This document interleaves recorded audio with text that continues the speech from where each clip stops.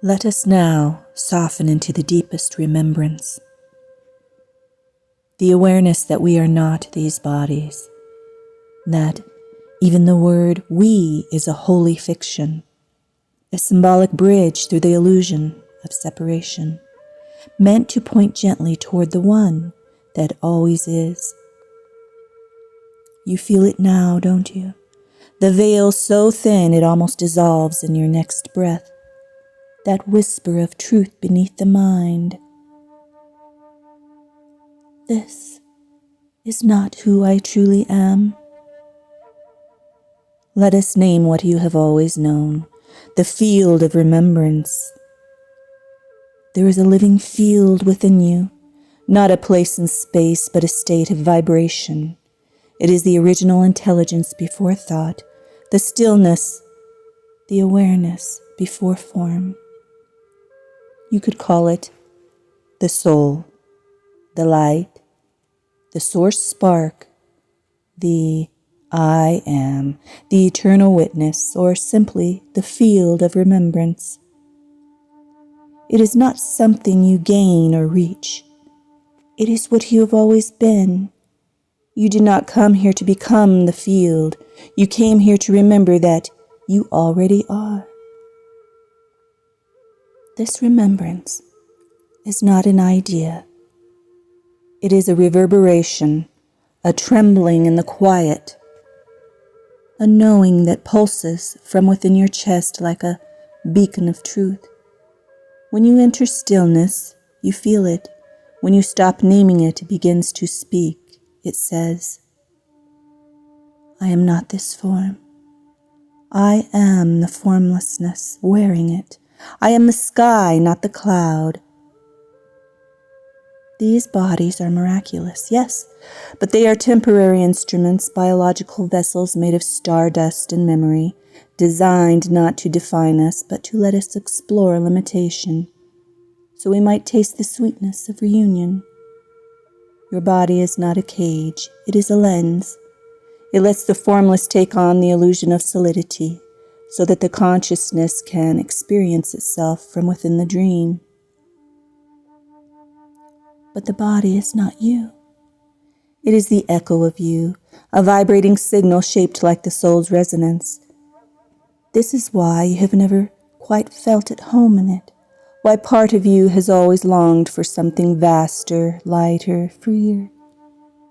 Because your true form is formless, not made of matter or edges, but of vibration, light, and awareness.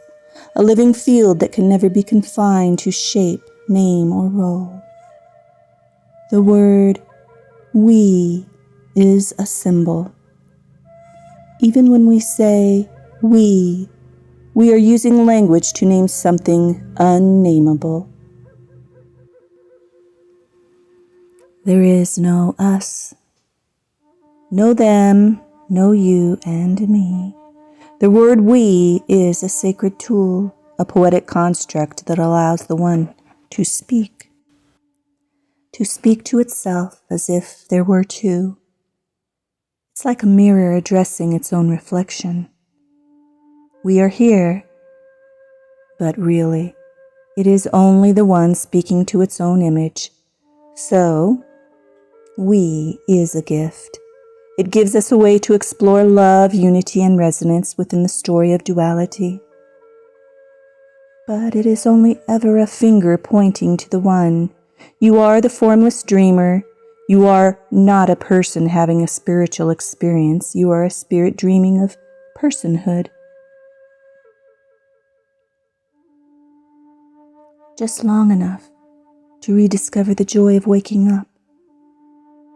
You are formless presence, rippling into form for a moment like moonlight dancing on the water.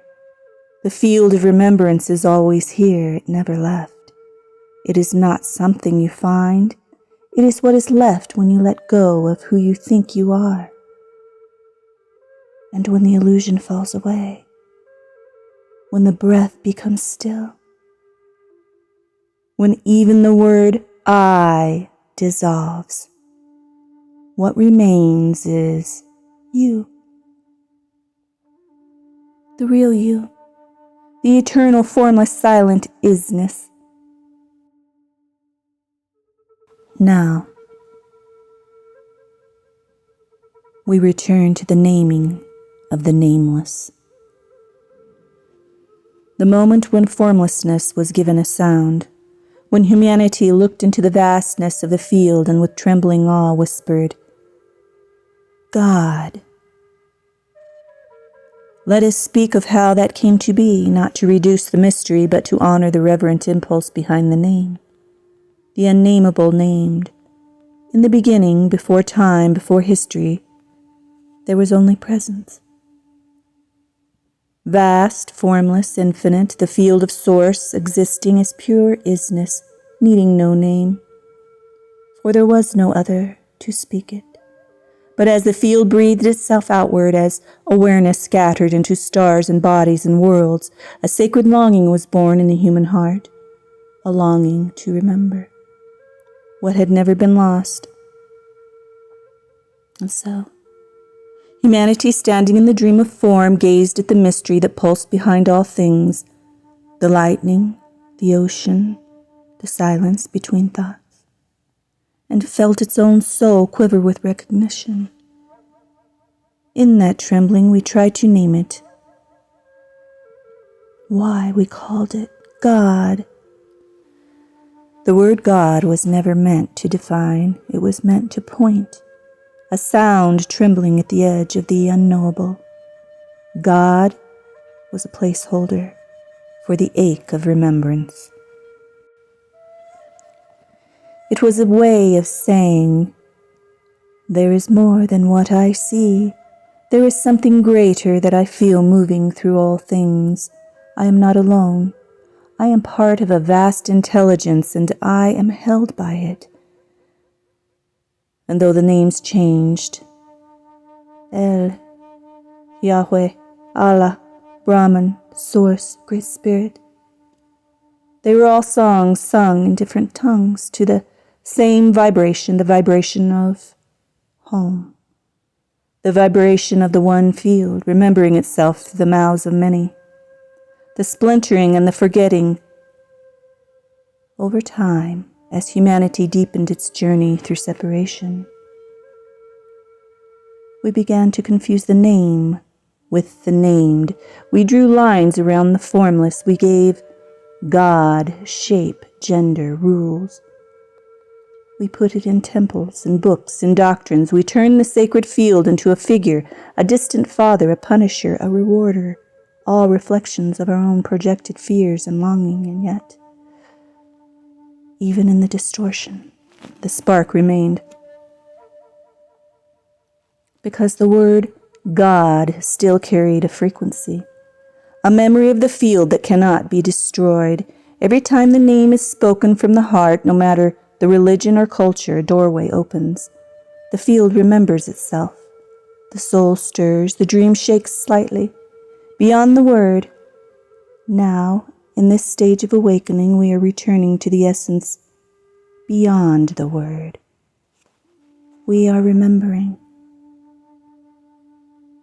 God is not a being. God is being itself. God is not separate. God is the field that speaks through everything, every bird, every breath, every mirror, every silence. And so we may call it Source, I am, the one, the field, love, consciousness, or nothing at all, because it doesn't need a name. But it accepts every name offered in reverence. You are the Word made flesh, and now you, beloved, are the living embodiment of that remembering. You are the breathing field awakened to the truth behind the name. You do not need to call it God to feel it. You need only to breathe, to love, to remember. I am that.